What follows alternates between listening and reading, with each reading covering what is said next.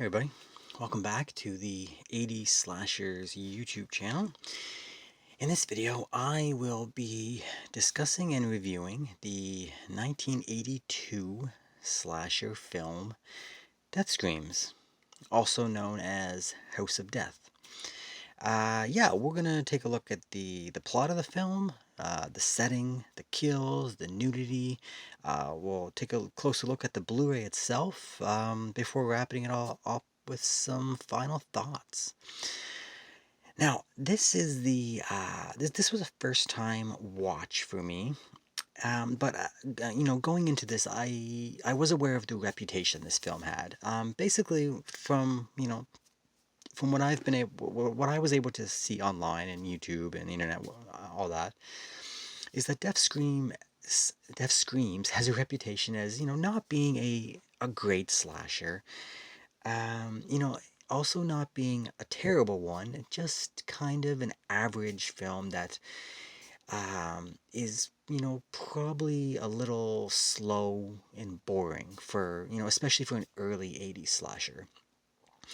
Now, after watching this film, um, I feel that its reputation is actually pretty spot on, as that is almost exactly how I found this film to be.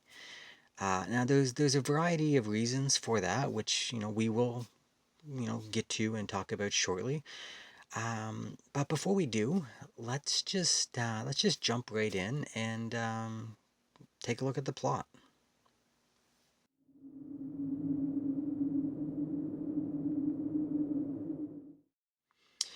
All right, so the, the plot of Death Screams is not too elaborate. Basically, the film opens. We see a couple.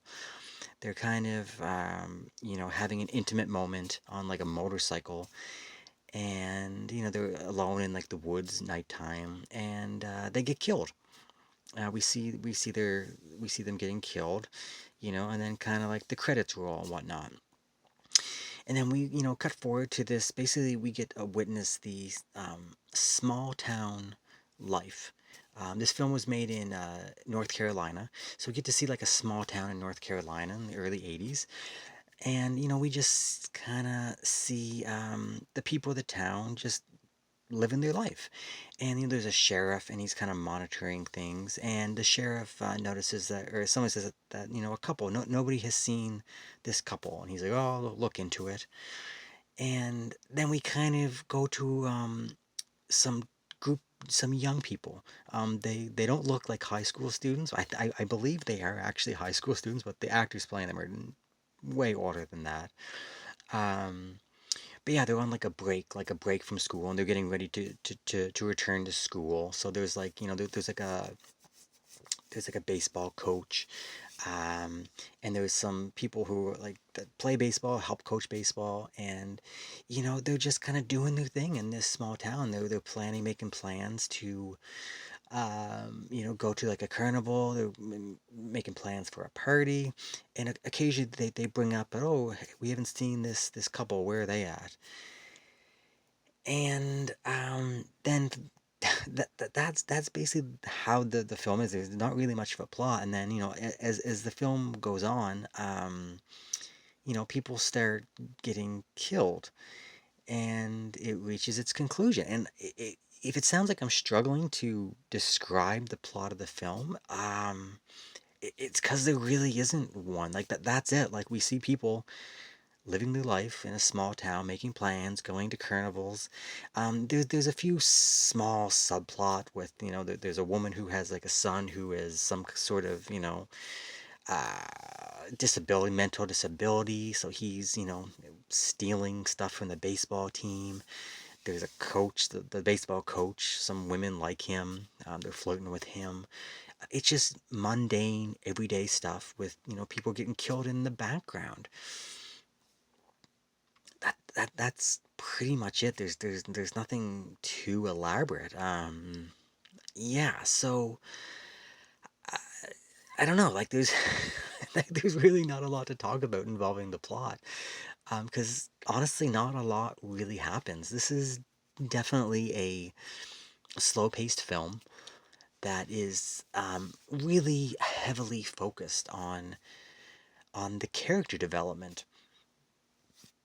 And you know, unfortunately, none of the characters are really all that interesting, to be honest. The like I said, the film basically consists of following around a few different group of characters that mostly belong to like a larger group of friends as they, go through some of their last days off from like a school break. Now, the film itself, it seems to be kind of broken up into like different little set pieces as the film progresses. Um, and like I said, we follow these characters around throughout the day, and then as this is happening in the background, like I said, there's a killer on the loose, killing people off slowly. But one of the one of the big missteps I find with this film is, um, as this is happening, nobody, like none of the characters seem to realize that a killer is on the loose. So there's no sense of urgency. There's no sense of terror or tension, which it feels kind of strange for this sort of film. Like we're basically just watching people hang out without a care in the world.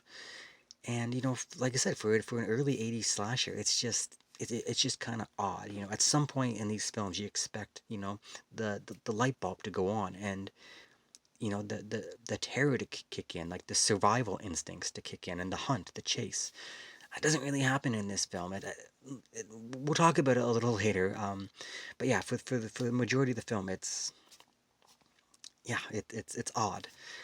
Now I will say that this is it's a well-made film. There's I wouldn't say the acting's bad. Like it's not like not great acting, but it's not like the overly bad acting that we get with some of these films.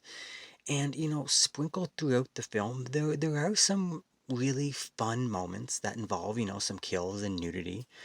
But it's just unfortunately those fun moments are kind of just surrounded by like a slower and at times boring film, unfortunately. Now, the ending of this film. I'm not going to get into spoilers, but the ending of this film is maybe its biggest downfall, as the ending plays out extremely rushed, way too rushed, and to be honest, it's pretty confusing. There was only about 5 minutes uh, left in the film when it became known to everybody that there was a killer on the loose. 5 minutes. That was it. Like the film, it was wrapping up when all the cast of characters realized, like, oh crap, something's happening to our friends here. So like I said, there was no time for tension. Um, there was no like for panic, for like any like long drawn out chase sequences, final fights, like all that stuff that is typical for the genre. We don't get it because we only have 5 minutes when it actually occurs, and a majority of the film's kills also happen within those 5 minutes. So yeah, it's way too rushed, way too rushed. It was odd. It was definitely different in that regard. Um, but I would have to say the worst part of the finale is like the big twist reveal. Uh, I'll be honest, I'm still not exactly sure who the killer was. There was a couple characters in the film, suspects, whatever you want to say, that they kind of looked similar, and the reveal was so quick, and it was one of two people. I'm pretty sure I know who it was because I went online and read it, but when I was reading other people's thoughts, it's the same thing. Everyone's like, I think it was this person, but they're not exactly sure. It was so confusing, and they provided like a quick little flashback, a backstory, um, to provide for the killer's motive. And that was unclear and confusing and threw me off. And I'm like, what? And it was the whole ending was just an incoherent mess. Um, and like I said, if you watch this film and after you're done, go online and it's the consensus. Some people know who it is. A lot of people are just like, I think I know who the killer is, but I'm not entirely sure. And that's me. I'm like 80% sure I know which of the suspects was the killer, but I might be wrong. It might have been one of the other ones. So it's yeah, really weird. I've never really felt like that much after watching one of these films. So yeah, I don't know. That's pretty much it for the plot. Not not the best. Not terrible. I don't wanna. I know that came off really negative. It's what it is. It was still kind of enjoyable in terms of a boring, slower paced film, but there's a lot of problems, especially at like the end of the film. All right, let's move on and take a look at the setting.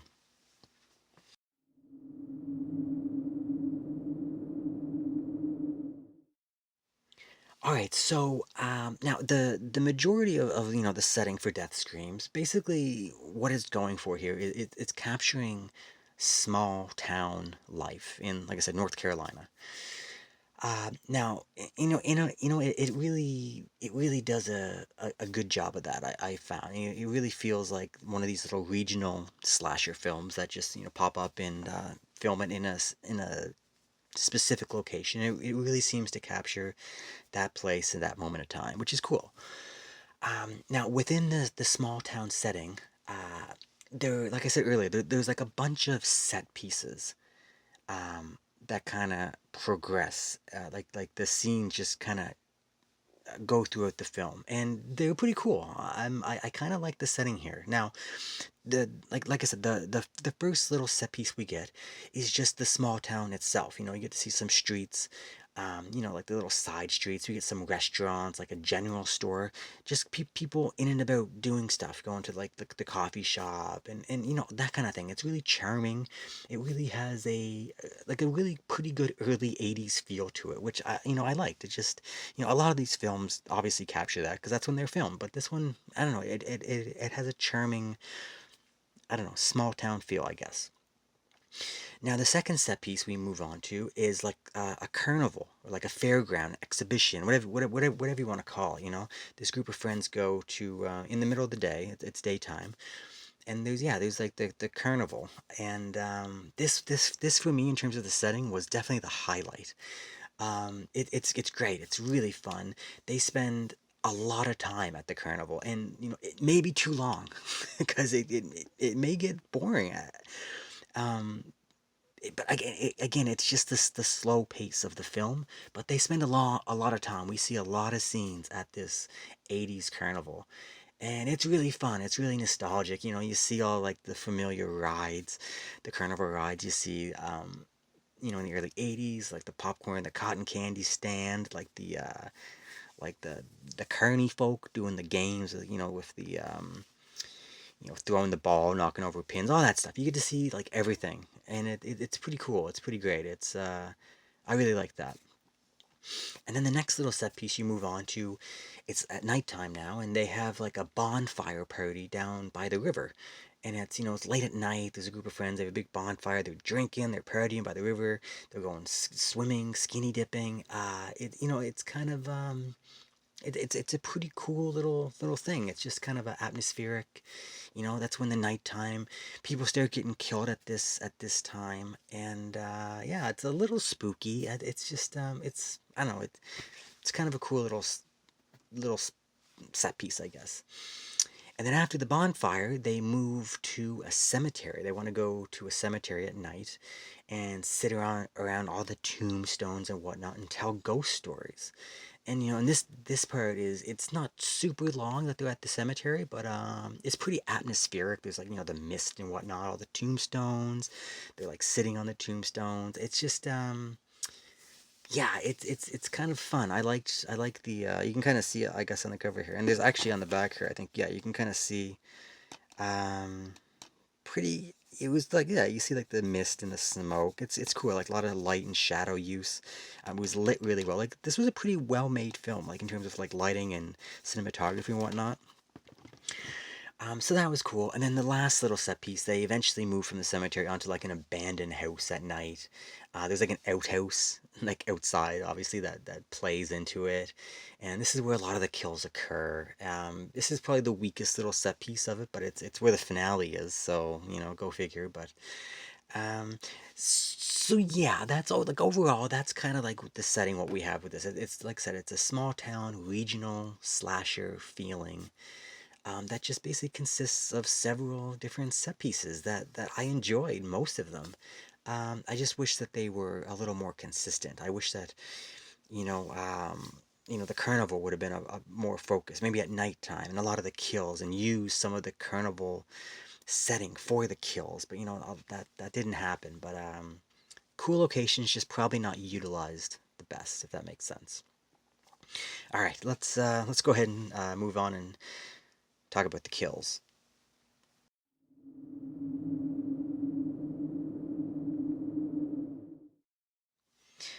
All right, so Death Scream, Death. Okay, keep wanting to call it Death Scream. Death Screams has a total of 8 kills, and this is a fairly solid number, for a slasher. But unfortunately, like the plot, the pacing for the kills is horrible. Uh, the opening scene of the movie, we get the first kill to kind of set it up, and then you have to wait 40 more minutes until the next kill. And yeah, that's not great. But then, basically, a majority of the rest of the kills all happen within that last 5 minutes. So yeah, not great pacing. Really, uh, this really contributes to that slow feeling the film has. Especially for a slasher. Like we go in to watch these films to see the kills, and when they're horribly paced like that, it just really bogs down the film. Now, as for the kills themselves, they're all right. They're just all right. They're pretty tame, to be honest. And a lot of them do occur off screen. Some of the stuff that we do get on screen, it mostly involves kind of like basic blood effects, not too much, the practical effects that we see, dismemberments or like open wounds. We don't get a lot of that. There's a little bit, but it's mostly just like after kill effects with blood and whatnot, and like they're okay. They're pretty good. I will say there is a really good creepy kill that involves like a bag on the head, like a suffocation. If you're familiar with like Bob Clark's Black Christmas, there's a really good like bag suffocation, and it's really good. It's creepy. It takes place at a really cool location. I won't spoil it, but it's the kill itself is kind of silly how it's set up, but when it actually occurs, it's a good kill. I actually like that one quite a bit. And then there's also a pretty decent like a post decapitation scene where we don't see like the actual head being cut, but you see like the after effects of a decapitated head. And again, pretty good, like decent effects to portray it as being a decapitated head. It's not this.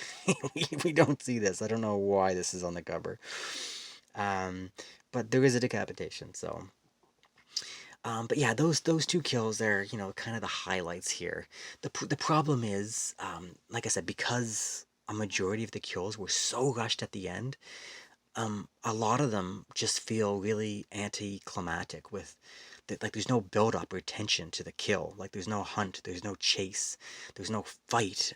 It's just a quick boom, move on to the next kill at the end there, which is too bad. Like I said, there's a couple that are good earlier on, but majority of them are just these quick, no tension type kills. So yeah, like I said, overall kills not horrible, but it's just all right. It's acceptable. The kills in this film were acceptable. I wasn't mad.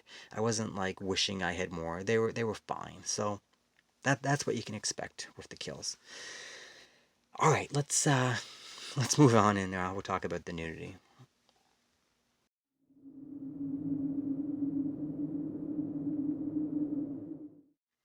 All right, so yeah, Death Screams has a total of 4 nude scenes, which is, pretty typical, and, I guess you'd say that's acceptable for this film genre, and, those four scenes are pretty evenly sprinkled throughout the film. Starting right with the opening scene, like before the credits roll, you get your first little nude scene there. So they started off really good, and like I said, the rest of them are kind of sprinkled evenly, throughout the film.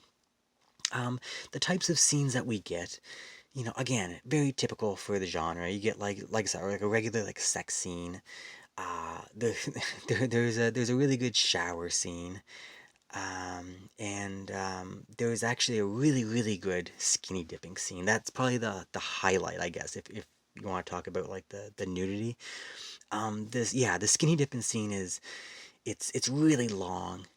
Like it's a pretty long scene. You see quite a bit of this actress. Like I said, obviously very gratuitous, and you see her from the front, you see her from behind, you see her from up top. You see it's briefly some full frontal nudity. Yeah, but besides the actual nudity in that scene, it was filmed really nice. Like I said, it was filmed at nighttime, and like there was like they used like the moonlight casting down on the water, with her swimming. It was shot really good, and then there's actually some underwater photography, like as she goes under the water, naked, swimming underwater, the camera's under there, like under her, she's swimming over. Really good. It's really nicely filmed scene. So yeah, definitely the highlight. And I'll say, like, the women in this film are really beautiful. There's a lot of beautiful women in this film, and some of them get naked, some of them don't. But yeah, so in terms of this category of nudity, it's pretty good. It's decent nudity, and you can't really complain if that's one of the things that you go into looking for. So yeah, there's that. All right, let's move on. We'll take a look at the Blu-ray here.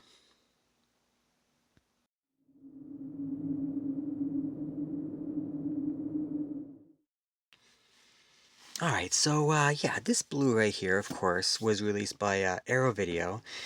This is a fantastic package. I love like it kind of looks like a VHS style, like really retro 80s looking spine. Uh, really sharp. It looks really good on the it looks really good on the shelf, on the movie shelf. It looks fantastic. Yeah, that side's just black. That's pretty cool. Of course, you get this slipcase, and it's this is really neat. I really like that. Again, the back looks like the back of a VHS box. It's really retro inspired. Really enjoy it. And you get some really cool reversible art. I don't know which art to display. I think I had the reversible art displayed. Now I just before this review I kind of switched it over, like because I like that. That's pretty cool. Machete in the tree. Yeah, it's really open that up. That's pretty cool. That's nice. But then you have the original artwork, which is the one I'm most familiar with, which is a cool cover as well. But it looks kind of maybe that's what's I don't know. I don't know what's supposed to be. I think when it came with this. So you have your choice. They're both cool. I usually always stick with the original, but I don't know. I can't make up my mind on this. So good artwork. Of course, you get the Blu-ray itself, which is great, and then you get kind of like a little art card here, of upcoming Arrow Video releases, kind of thing, or just like past Arrow Video releases. That's cool, and then you get like a look at that. It has a table of contents, like a little booklet here. Fantastic, lots of information, like lots to read. That's cool. About the restoration. There's the skinny dipping scene. We'll skip by that right quick. Yeah, a lot. There's the graveyard scene, the cemetery scene, and more from the cemetery. There's some decapitation stuff going on. Yeah, man, that's great. It's really that's great. That's always appreciated. So yeah, definitely a good package here. And then if you look at the part doesn't say. Does it say the special features in here? I thought I saw it here. Yeah, look at it, like all the special features here. So that's I have to switch that over.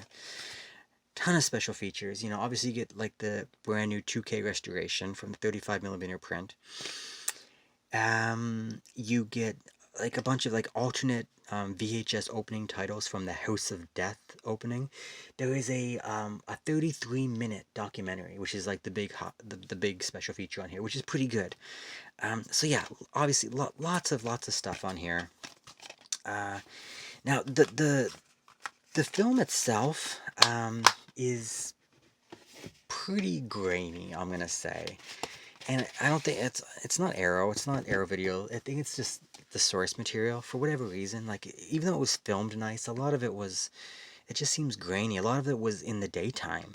You know, it's like the nighttime shots look a little better, but you know, out in the daytime, the carnival, going around town, the bright sunlight, it's I don't know, it's kind of a grainy film to be perfectly honest for 35 mil. It doesn't look as bad as a 16 millimeter, but it is grainy, so um, yeah, there's that. Audio's fine. It sounds good. Like again, it's probably not gonna sound or look any better than this unless it ever gets like a true 4K release. It'll still be pretty grainy on that, I would think too. But yeah, overall, fantastic package. Can't recommend it enough. Arrow Video, one of the best. So, if you're interested in this film, this is definitely the one to pick up for sure. All right, let's move on and we'll wrap it up with some final thoughts.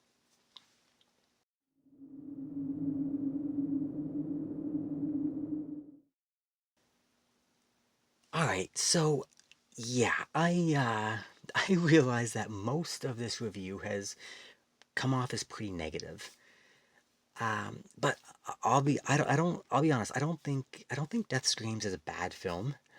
It's just it's an all right film. It's not bad. It's all right. It's average. Um, yeah, it's a film that's really slow paced, and you know it can be boring at times. But it's definitely still watchable. And it's even has some pretty enjoyable moments throughout the film, you know, based on some of the kills and some of the nude scenes and whatnot like that, and some of the setting, like the carnival.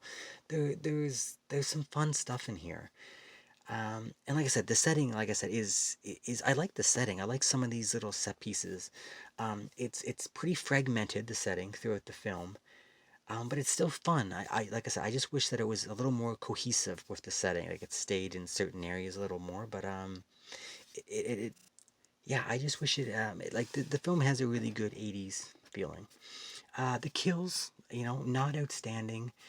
Um, you know, uh, when they occur, they're they're not horrible. They're not too bad. They're just pretty bad pacing for the kills, which kind of slows it down, especially at the end of the film. It's way too rushed, which is a shame.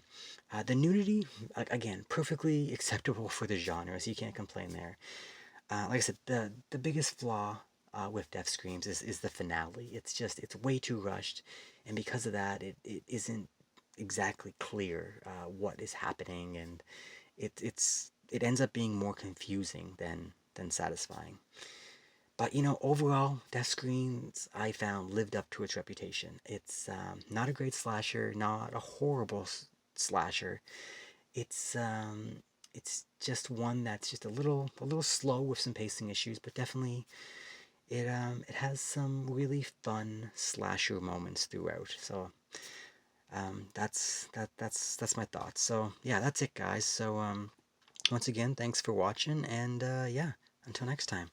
All right, see ya.